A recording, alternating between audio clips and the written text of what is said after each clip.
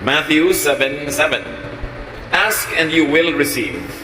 Search and you will find. Knock and the door will be opened to you. Ang ating pag-aaral, pinamagatan natin, attract blessings. Paano ba inaakit natin, lumapit sa atin ang mga pagpapala? Ama namin, salamat po dahil kayo yung Diyos na gustong mag-bless, magpala sa inyong mga anak. Ituro nyo sa amin ang tamang daan, saan kami lulugar, anong dapat namin gawin para kami tumanggap ng iyong mga pagpapala. Bless us, Father, enlighten us, strengthen us. In the name of Jesus, your Son, we pray with thanksgiving. Maraming mga tao, ang tanong nila, paano ba ako magiging blessed? Ang tanong pa ng iba, mas diretso, paano ba ako suswertehin? Bakit parang mailap sa akin ang kapalaran? Tapos parang ang dali-dali na lumapit sa iba. Pag sinuri natin yung mga buhay, pamamaraan ng pamumuhay ng mga taong maituturing na mapalad, pinagpala, blessed, may mga common denominator. At nasa Biblia mismo ang susi kung paano ang tao ay magiging blessed o tatanggap ng pagpapala. How to attract blessings? Be clean and tidy in your body and surroundings. Umpisang-umpisa yan. God is God of cleanliness. God is God of beauty. God is God of tidiness and cleanliness. Kung paano dapat malinis ang ating espiritu, ang kakambal kasi ng espiritu natin, katawan, the physical world, malinis din, maayos ang ating katawan, ang ating pangangatawan, at ang ating kapaligiran. It goes without saying, na kung ikay marumi at burara sa iyong kalusugan, sa iyong katawan, sa iyong kalinisan, madali ka magkasakit. At mahirap mag-bless kung may sakit. Mahina ang iyong katawan, tinatamad ka, wala kang energy, wala kang drive. So dapat namumuhay ang tao sa paraan na siya'y palayo ng palayo sa mga infection, sa mga accidents, dala ng kapabayaan at karumihan at kaguluhan ng paligid. 2 Timothy 2:21. All who cleanse themselves of the things I have mentioned will become special utensils, dedicated and useful to the honor of the house, meaning the Lord, ready for every good work. So to be ready for every good work, which is also equivalent to be ready to become an instrument and a channel of blessing, which is also the same as to be ready to be the recipient of blessing, one is to rid themselves of all those filth, all the disorderliness, and all the dirt mentioned in many verses in the Bible. Kaya nga ang kalinisan ng katawan, ng pamamahay, ng kapaligiran at kaayusan nito kasama sa pag-attract ng blessings. Paano ka naman dadapuan ng kapalaran o ang gulo-gulo, ang dumi-dumi, ang baho-baho, mga kabaligtaran ng katangian ng Diyos? Another way to attract blessings is be orderly and organized, as we have already introduced. Kailangan maayos ang lahat. Ang bahay natin, alam natin kung saan nakalagay yung mga gamit natin. Sa mesa mo, sa drawer mo, alam mo kung nasa ang mga gamit.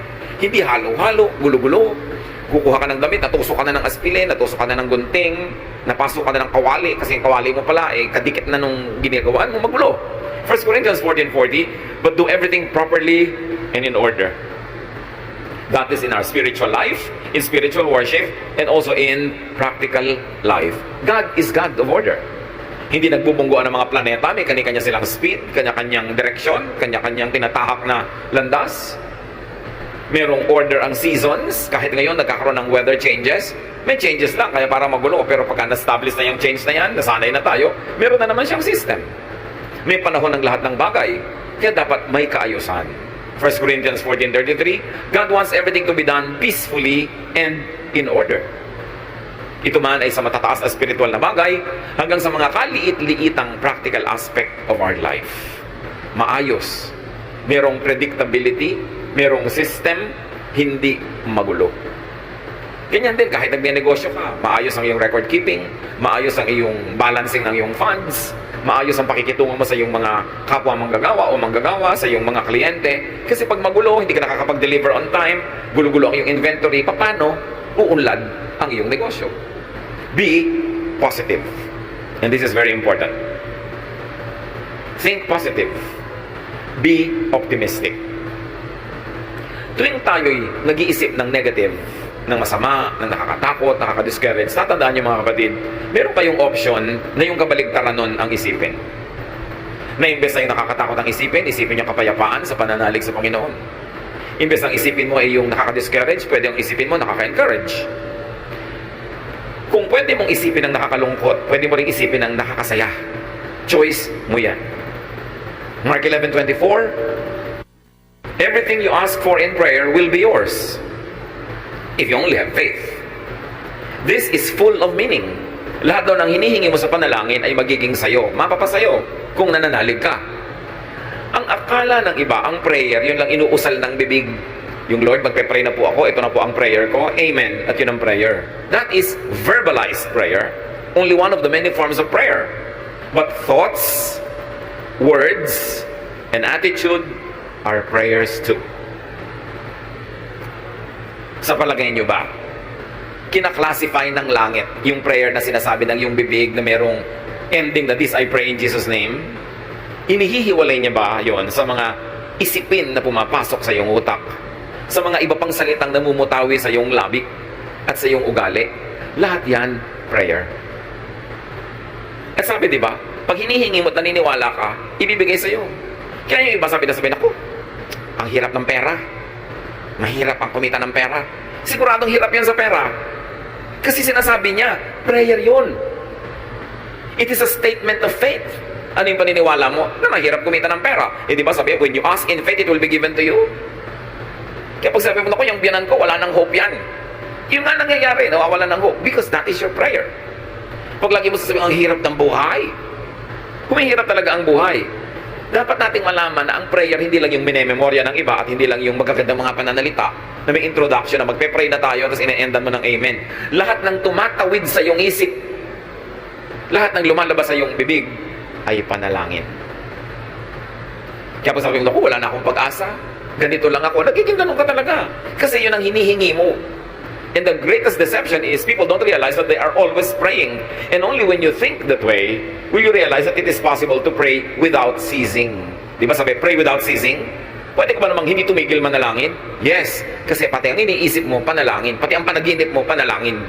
When it crosses your mind, it registers in heaven. Because we connect with God through our thought. Paano ba tayo kumukonect sa God? Through our hands? Nakikipag-holding hands ba tayo sa Diyos? Through our lips? Through our feet? No, through our thoughts.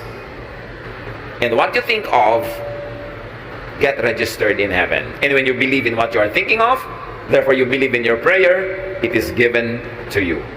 That's why watch your thoughts. Minsan sarili mong anak, sabi mo, itong anak ko na to, bobo to eh. Prayer mo yun. It is a statement of faith. Pag sasabi mo, wala naman lalaking faithful, hindi ka nga mangyayari sa husband mo sa'yo kasi sinasabi mo na eh, pinagdadasal mo na. Bantayan natin ang mga pinagsasabi natin kasi natutupad. That is the great and mysterious power of the spoken and the unspoken word. It happens. Kasi we were created in God's image. At pag ang Diyos inisip niya, sinabi niya, nangyayari. Pag sinabi niyang, let there be light, nagkaka-light. Pag sinabi niyang, let waters and the earth separate, nangyayari. Eh, we were created in God's image. May kapangyarihan ang ating salita. That's why with every word you say, you either bless or curse your own life and others. Kaya dapat mag-isip. Attract blessings, speak good, kind, and positive words. Siyempre, birds of a feather flock together. Ang nagbabarka-barkadahan, ibong magkakamukha ng balahibo. At ganun din yun. Kung ang balahibo ng yung ibon ay puro negative, ang ma-attract niya kabarkada, negative din. Pag kulang ng pananalig, yun ang ma-attract niya. Weakness, failure, fear, kasi magkakabarkada yun. Proverbs 16:24, kind words are like honey. They cheer you up and make you feel strong. So have only kind words for others to strengthen them, and have kind words also for yourself to strengthen yourself. And when you are strong emotionally, when you are strong spiritually, you become strong physically. And when you are physically, emotionally, spiritually strong, you are ready to receive blessings. Blessings go to the strong, to the happy, to the positive. Because magkamukha sila, magkabarkada sila. Prepare yourself to be blessed. Pag may nangyayari hindi maganda sa iyong buhay, pwede mong yun i-celebrate. Palakihin mo siya. Hindi maganda ang buhay ko, kawawa naman ako, api ako, wala akong talent, mahirap ako. Sige, paulit-ulitin mo at di kanyan iiwan. To change a situation, you've got to change your thought about it first. Be changed by the renewing of your mind. It's all in the mind, it's all in the thought. Kaya pag nakokontrol mo yung direksyon ng yung utak, uy, teka, nagne-negative ka utak, ayoko niyan, ipapositive ko to. Uy, nagiging afraid ka. Gagawin ko, faith. Ang kapalit, mananalig ako. Decision yan. So kind words are like honey. You know, unkind words are like acid. Pag ang bibig mo, laging ang laman unkind words, parang lalagyan niya na may lamang asido. It destroys its own container. So prepare to be blessed by thinking positive, by being positive. It is a choice. It is a habit to be positive or to be negative. But you know that God is positive. Paano kanya i-bless kung negative ka? Hindi ka handang tumanggap. Another way to attract blessings is to be a blessing to others. Matthew 5:16. Make your light shine so others will see the good you do and praise your Father in heaven. When people praise God because of what they see in you, is it too far for God and too difficult for God to bless you? Because He gets delighted when He is praised. And He is worthy of praise. Pero kung napipintasan ng Diyos dahil sa iyo, alam mo na kung anong ina-attract mo na energy. Yung kasabihang talbog sa akin, dikit sa iyo. Pag blessing ka sa iba, tatalbog din yung blessing, didikit sa iyo. Pagka curse o sumpa ka sa iba, tatalbog yung sumpa, babalik sa iyo didikit. Because what you give is what you get. Ganun ang rule of life. What you give is what you get. So when you give blessings, anong ibibigay sa'yo ng kalangitan? Kundi blessings din. Kaya yung mga mararamot, yung mga mahilig na gumawa ng masama sa kapwa, manira, hindi nila alam, sarili nila ang magiging sira pagkatapos nun. Bumabalik at bumabalik sa atin parang boomerang ang lahat ng ating hinahagis. Kaya kung dumudura ka sa langit, sa mukha mo rin lalaglag ang iyong dura. Pagka nang aapi ka ng kapwa, may balik yon. Pag naninira ka, gumagawa ka ng masama, may balik yon. Kaya nakikita nyo ha, most of the time, mga chismosa, hirap sa buhay. At kung hindi man sila nahihirapan ngayon, baka bukas pa. Pero kadalasan, isipin nyo lahat ng chismosang kilala nyo sa buhay nyo. Mga hirap sa buhay. Kasi negative. Kasi laging naninira. You attract blessings, give. Be a giver of good things. Be generous with what you give. Proverbs 11:25. Be generous and you will be prosperous. Help others and you will be helped. Napakadali namang maintindihan. Gusto mo palang lumawag ka sa buhay, sumagana, maging mariwasa, maging palabigay, at palabigay ng pabulosong paraan. Kasi sabi, pag tinutulungan mo ang iba, tutulungan ka rin ng Diyos at ng iba. Yan ang sikreto para lumuwag ang buhay. Huwag kang maramot. Nakikita niyo yung mga mararamot? Mga hirap na hirap din sa buhay. Kumisan ang damot-damot, laging nanlalamang, nakakaipon ng konting pera, tapos biglang isang grabing sakit, ubos ang pera. Nagbabalansi lagi. God is the greatest accountant. Laging may debit, may credit, laging may balance. At binabalansin ng langit ang lahat ng negative na binibigay natin sa kapwa at sa mundo. At ganoon din ang positive. Ibinabalik. What you give is what you get. Yan ang rule ng kalangitan. And you keep what you give away. Parang baligtad. Pero ganun talaga. You lose what you are trying to selfishly keep for yourself. But what you try to give comes back to you. And even if it doesn't come back to you the moment you give it, the mere fact na may ibinigay ka, ibig sabihin na una ka nang tumanggap. Kaya pwede ka na magbigay. Kaya kahit hindi ibalik yon, panalo ka na rin kasi may naibigay ka nga. Ibig sabihin, may natanggap ka na noon pa. Kung hindi, wala ka namang ibibigay. You attract blessings, be industrious. Kailangan masipag. Pag kami nagtatanong sa akin young person, namimili kung sinong papakasalan among several choices, everything being equal, anak, sasabihin ko, tingnan mo kung sino yung masipag. Yung masipag, malayo yan sa gutom, lalo't smart. Pero kahit guwapo, tamad, gutom yan. At pag kumakalam na yung sikmura mo, hindi ka tayo magugwapuhan dyan. Kailangan masipag. Masarap kasama ang masipag. Magaan kasama. So, be industrious. You want to attract blessings? Alam nyo, God is God who works. Sabi niya, 6 days you should labor, and the 7th you should rest. So 6 days of work, bago ka magkaroon ng 1 day of rest. Hindi ka tulad naman ng iba, 6 days of rest, 1 day rest pa rin. Walang work, tapos gusto magkapera. Work well. It's not enough that you work well. Para yung quality ng trabaho mataas. Nakakalungkot naman, ang sipag-sipag mo nga, pero napakaliit naman ang sweldo doon sa pinagtatrabahuhan mo. Dapat humanap ka ng iba na yung sipag mo masusuklian ng tamang katumbas na sweldo o kita o tubo. Kasi marami naman masipag, kaya lang hindi smart. Nagasgas na, napagod na, namatay na katatrabaho, pobre pa rin. Kasi yung kanyang ginagawa, hindi sapat yung kinikita niya sa kanyang pagod. Dapat sapat para sulit. Kung magtatrabaho ka ng 7 taon, 10 taon, 50 taon, dapat mas marami kang kinita kaysa nagtrabaho ka rin ng ganung kahaba na ang konti-konti ng kinita mo. Be productive. 1 Thessalonians 4:11. Try your best to live quietly, to mind your own business, and to work hard, just as we taught you to do. So, hard work. Focus on what you do, not on what others do.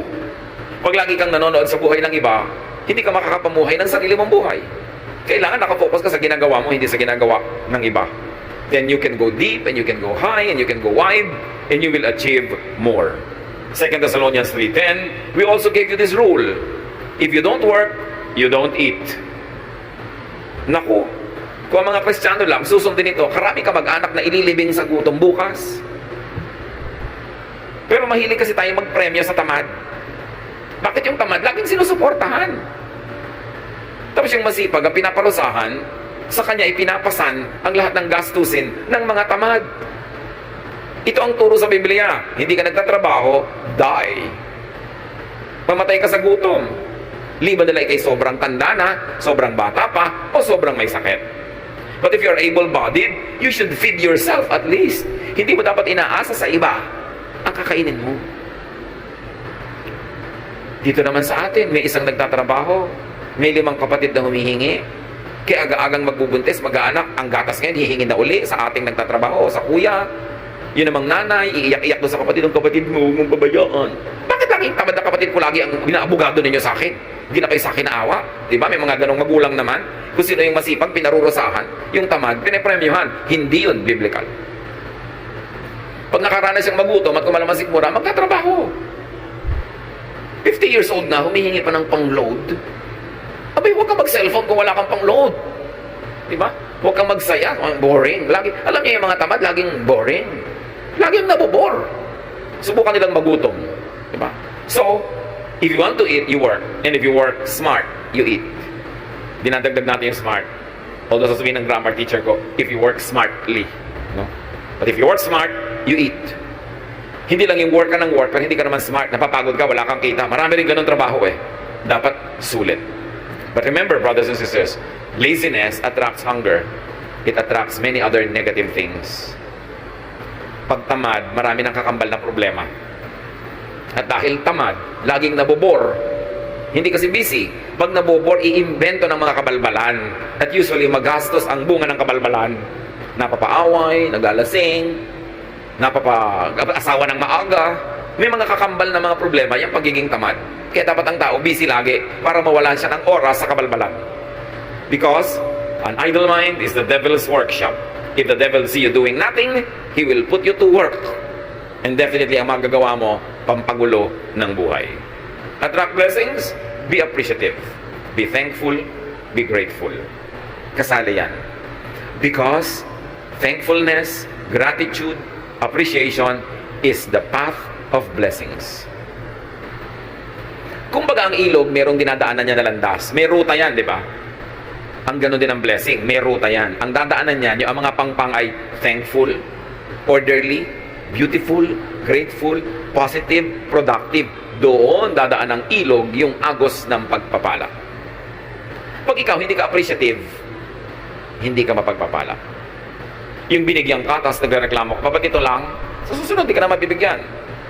Pinautang ka, dapat ang appreciation mo is magbayad ka na maaga, mabilis. At kung pwede, dagdagan mo pa ng kung ano mang interest in cash or in kind. Para mamaya, uutang ka na naman, nagmamadaling pautangin ka, pero kung hindi ka nagbabayad, hindi ka na makakautang uli, mawawala na ang kanang credit, liliit ang mundo mo, natatanggal lang yung blessing. Ang mga nagbibigay, nagreregalo, nagpaparaya, siyempre, inaasahan din naman nun, magpapasalamat ka. At pagka hindi ka nagpasalamat, kahit hindi nila sabihin, dinaramdam din nila. At sa susunod, tatama rin na sila na tumulong sa'yo. Dapat appreciative. Nagpapasalamat lagi. Merong isang asawa, niregaluhan ng husband ng isang blouse. Pagbukas ng bag ng regalo. Ang sabi agad, ay, hindi naman ganyan ang color na gusto ko. Sabi ng husband, lamunin mo para mawala yung kulay na ayaw mo. Dahil binigyan na nga, nagre-reklamo pa. May mga ganun, bibigyan mo, ang hahanapin, kapintasan, reklamo, etc. etc. Pasalamat ka, binigyan ka ng blouse. Pasalamat ka, binigyan ka ng ganito, ng ganun. Hindi yung magre-reklamo ka pa. Si Jesus, may pinagaling siyang 10 ketongin. Nung naggalingan, nagtakbuhan na pa uwi yung Siyam. Isa lang yung nakaalala, ay, nag-about face at nagpasalamat kay Jesus. Luke 17 to 19, Jesus asked, weren't 10 men healed? Where are the other 9? Why was this foreigner the only one who came back to thank God? Then Jesus told the man, you may get up and go. Your faith has made you well. Sa 10 pinagaling, isa lang yung na-affirm, na-confirm, at na-cement yung kanyang paggaling. Yung Siyam, hindi natin alam kung bumalik ulit yung ketong nila. Pero isa lang ang in-affirm ni Lord. Kasi isa lang yung nagpasalamat. Mapagpasalamat tayo dapat. Pagka ikay nakakatanggap, bigay ka agad. Sa nagbigay sa'yo o sa ibang nangangailangan, ganun ang pagpapasalamat. Hindi susuluhin mo lang. At magpapahayag ka talaga ng thanksgiving. Gano'ng karami pa ngayon ang nagpapadala ng thank you card, kahit sa text. Hindi yung pagka nabigyan ka na, nakalimot ka na. Pagka masaya, nakakalimot, pag lang malungkot, nakakaalala. Ang mangyayari, masisira ang papel mo. Hindi ka na kakatuwaan ng iyong kapwa. And you know, we all need help to succeed. We need help in the beginning and in the end. But people help only those that they like. So pag nadala sa'yo, hindi ka appreciative, hindi ka nagpapasalamat, wala man lang mahita at mapala sa'yo sa kagagawa sa'yo ng mabuti, mauubos ang gumagawa sa'yo ng mabuti, lilit ang iyong mundo at mawawala ang iyong mga blessing. Matthew 7:7, ask and you will receive. Search and you will find. Knock and the door will be open to you. But remember, you ask, seek and knock with your thoughts, with your words, with your actions. Lahat yan, prayer. Kahit hindi ka mahilig sa formal prayer, group prayer, corporate prayer, kung ang thoughts mo lagi, words mo at buhay, ay nakasang-ayon sa mga katuruang ito, nagdadasal ka actually. At dinidinig ang iyong dasal. Remember, you attract what you think of. Pag ayaw mo, huwag mong isipin. Kasi oras inisip mo na, pupuntahan ka niya. Ayaw mong matakot, huwag kang mag-isip ng nakakatakot. Huwag kang manood ng nakakatakot, huwag kang makinig ng nakakatakot. Kasi oras na pinapasok mo yan sa utak mo, hindi ka na niya lulubayan, lagi ka niyang tatakutin. Pagka ayaw mong ma-discourage, huwag kang makipagkwentuhan sa nakaka-discourage na tao. Kung ayaw mo makaladkad ka sa mga gulo at chismis, huwag kang makipag-usap sa mahilig sa chismis. You attract what you think of. Kaya yung lagi mo iniisip, may sakit ka, natatakot ka, mamaya may sakit ka na nga. Isipin mo malusog ka.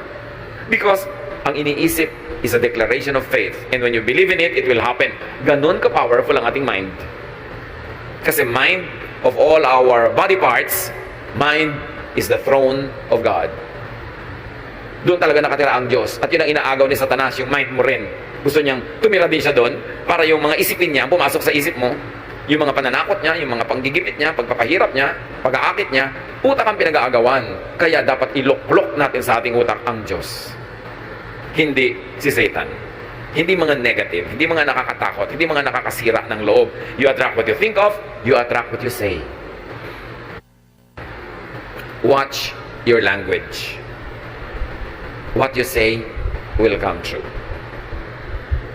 And you attract what you do.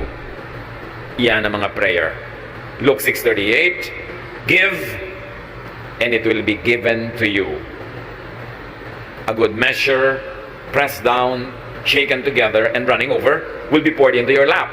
For with the measure you use, it will be measured to you.